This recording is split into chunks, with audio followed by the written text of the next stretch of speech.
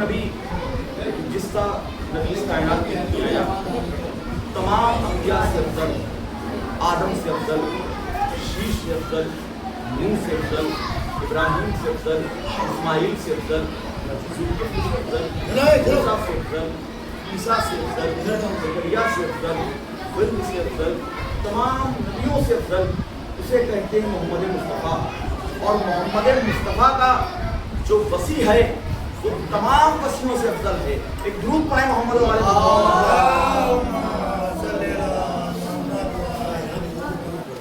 اس کی جو امت ہے وہ آدم کی امت سے بھی افضل، وہ شیش کی امت سے بھی افضل، وہ ابراہیم کی امت سے بھی افضل، وہ اسماعیل کی امت سے بھی افضل، وہ اسحاق کی امت سے بھی افضل، وہ یعقوب کی امت سے بھی افضل، وہ تمام امتوں سے افضل۔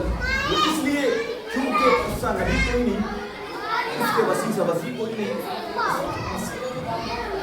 میں نے آپ کے سامنے آیت پیش کی جس میں اللہ سبحانہ تعالیٰ کہے دے رہا ہے بالکل واضح طور پر کہ آپ یہ دیکھیے کہ اللہ سبحانہ تعالیٰ جب کہہ رہا ہے کہ کیا برابر ہو سکتے ہیں، تو یہاں پر کیا کا مطلب استفہامیہ نہیں ہے، یعنی کوشچن مارک نہیں ہے، اس میں جواب ہے ایک طرح سے۔ میں نے آپ کے سامنے پیش کی بات، ہم نے کہا کہ ندیم سرور اور رحمت علی کیا دونوں برابر ہو سکتے ہیں؟ تو یہ کوشچن نہیں ہے صاحب، بھائی ندیم سرور رحمت علی کیا نواز خانی برابر ہے؟ نہیں ہے۔ اس کا مطلب یہ ہے کہ سامنے والے کو پتا ہے جواب کہ ندیم سرور افضل ہے۔ اگر سوال کیا جائے کہ لکھنؤ بڑا ہے کہ سلیم پور بڑا ہے، جواب سوال نہیں جواب ہے کہ لکھنؤ۔ ارے اگر سوال کیا جائے کہ اصحاب افضل کہ علی افضل، تو یہ سوال نہیں ہے، یہ جواب ہے کہ علی سب سے افضل ہے۔ ایک درود پڑھیں محمد والے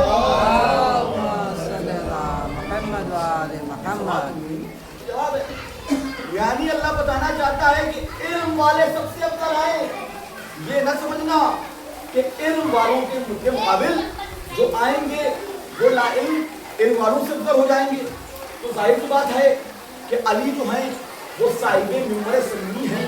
علی دعویٰ کر رہے ہیں کہ سنونی ابلا القدونی، جو پوچھنا ہو پوچھ لو، میں زمین سے زیادہ آسمان کے راستے جانتا ہوں۔ اور یہاں تک کہ ہمارے عالم نے بیان کیا ہے، علامہ مجلسی نے بیان کیا ہے کہ اس حدیث میں تھوڑا سا اختلاف ہے۔ کچھ لوگ کہتے ہیں کہ مولا کائنات نے ارشاد فرمایا زمین سے زیادہ آسمان کے راستے جانتا ہوں، لیکن انہوں نے کہا کہ یہ حدیث اس طریقے سے بھی ہے، یہ مولا علی کا قول اس طریقے سے بھی ہے کہ علی وہ ہے کہ علی جتنے راستے آسمان کے جانتا ہے اتنے تم زمین کے بھی نہیں جانتے۔ ایک درود پڑھیں۔ علی وہ ہے کہ جتنے آسمان کے راستے جانتا ہے اتنے زمین کے بھی نہیں جانتے۔ تو علی کے بدلے مقابل جو آئے گا اس کی رسوائی کا اعلان ہو جائے گا۔ علی وہ ہے کہ علی جیسا کوئی نہیں، علی علم میں سب سے افضل ہے۔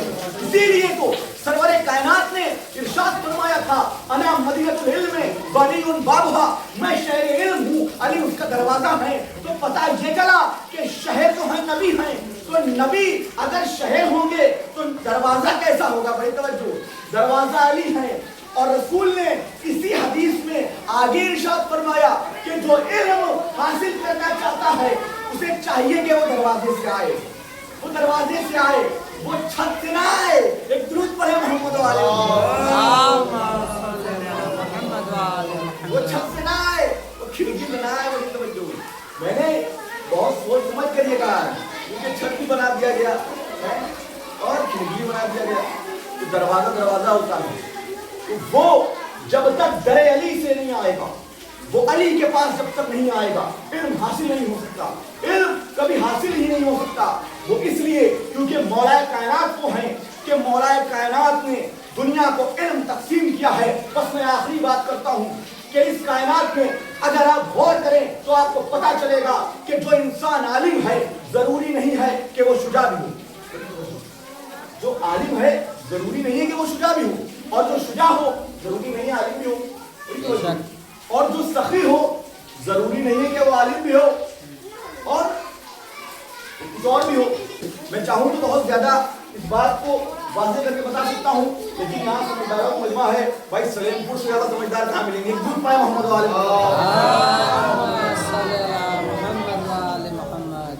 بس میں نے بات تمام کر دی. تو جو شجاع ہو ضروری نہیں عالم ہو، اور جو عالم ہو ضروری نہیں سخی ہو. تو یہ تمام الگ الگ کوالٹیز ہیں.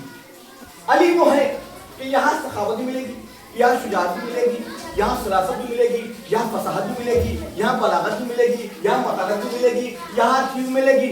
آپ اگر دیکھیں گے علم کا معاملہ تو علی منبر پر اعلان کر رہے ہیں سلونی سلونی قبل ان تفتنونی، جو پوچھنا ہو پوچھ لو، جو بھی سوالات تمہارے ذہن میں پوچھ لو، زمین کے بارے میں پوچھ لو، آسمان کے بارے میں پوچھ لو، مریخ کے بارے میں پوچھ لو، ستاروں کے بارے میں پوچھ لو، چاند کے بارے میں پوچھ لو، سورج کے بارے میں پوچھ لو، میں بتا دوں گا. قرآن کے بارے میں پوچھ لو، کون سی آیت کہاں نازل ہوئی میں بتا دوں گا. کس آیت میں دریا کا ذکر ہے میں بتا دوں گا. میں بتا دوں گا کون سی آیت خشکی میں نازل ہوئی میں بتا دوں گا.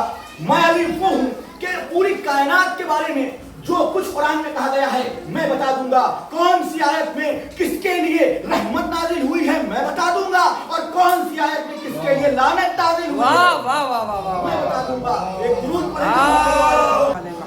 یہ تو ہے علی کا علم. لیکن علی کی شجاعت کیا ہے؟ اگر علی کی شجاعت دیکھنا ہو تو بدر میں دیکھیں. جب بدر میں گئے تو فاتح بدر کہلائے، جب احد میں گئے تو فاتح احد کہلائے، جب خیبر میں گئے تو فاتح خیبر کہلائے، اور جب صفین میں گئے تو فاتح صفین کہلائے، اور جب جمل میں گئے تو فاتح جمل کہلائے، اور جب حنین میں گئے تو فاتح حنین کہلائے. تو پتہ یہ چلا کہ علی کا شجاعت میں بھی کوئی ثانی نہیں، علی کا شجاعت میں بھی کوئی ثانی نہیں.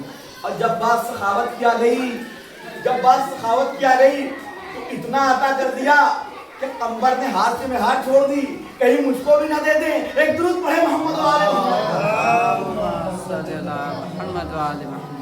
صاحب یہ ہے منبر رسول، یہ ہے منبر رسول. مجھے کہنے دیجئے یہ کوئی ڈیسک نہیں ہے، ہاں جہاں پر ایک ایک جملے کی ایک ایک لفظ مضبوط ہونا چاہیے، ایک ایک لفظ مضبوط ہونا چاہیے. نجف الفاروقی نے کہا تھا کہ غزل کا بھٹکا ہوا راستہ نہیں ہے نجف، غزل کا بھٹکا ہوا راستہ نہیں ہے نجف. قدم سنبھال کے رکھنا یہ راہ مدت ہے، قدم سنبھال کے رکھنا یہ راہ مدت ہے. یہاں پر اگر ایک لفظ بھی ادھر سے ادھر ہو گیا تو قوم بھی چلی جائے گی اور آدمی چلے جائیں گے، جہنم میں ڈال دی جائیں گے صاحب. تو یہاں ایک ایک لفظ بہت نپاتلا ہونا چاہیے. بولیے نا اچھی بات ہے، لیکن بولیے تو بڑا اچھا بولیے، بڑا مدھر بولیے، بڑا زبردست بولیے.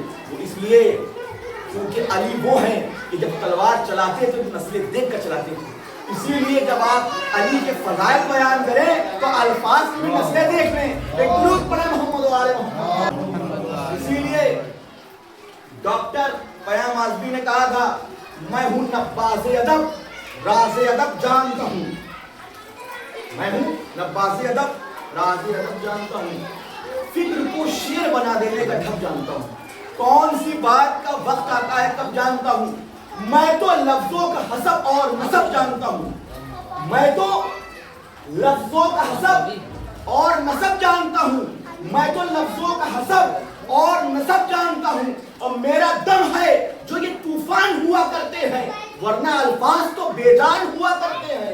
آج پاش محرم ہے، ہم جناب علی اکبر کا نام لینے آئے ہیں.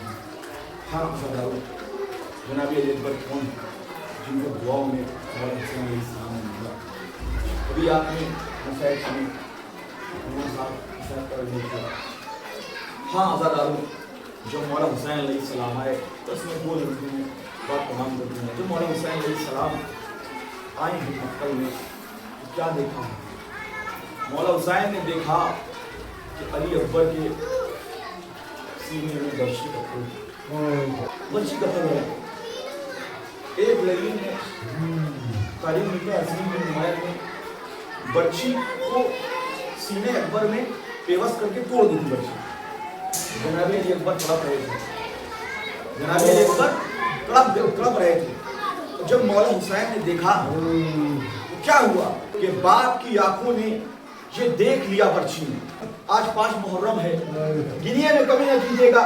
اس میں نے بات تمام کر دی کہ باپ کی آنکھوں نے یہ دیکھ لیا برچی میں، منتظر ہے علی اکبر کی قضا برچی میں، منتظر ہے علی اکبر کی قضا برچی میں، اور جب فغا دل سے اٹھے گی تو قیامت ہوگی، جب فغا دل سے اٹھے گی تو قیامت ہوگی، تب الٹ جائے گی ہر ایک صدا برچی میں، تب الٹ جائے گی ہر ایک صدا برچی میں، اور گل بدن تشنہ دہن دشت میں مرجھاتا ہے، گل بدن تشنہ دہن دشت میں مرجھاتا ہے، خزاں کون سی ہے میرے خدا برچی میں، اور شہ والا کو کیے جاتے ہیں تنہا اکبر، شہ والا کو کیے جاتے ہیں تنہا اکبر، موت کا چہرہ نظر آنے لگا برچی میں، موت کا چہرہ نظر آنے لگا برچی میں، اور حالت حضرت شبیر خبر دیتی ہے، حالت حضرت شبیر خبر دیتی ہے، جیسے الجھا ہو دل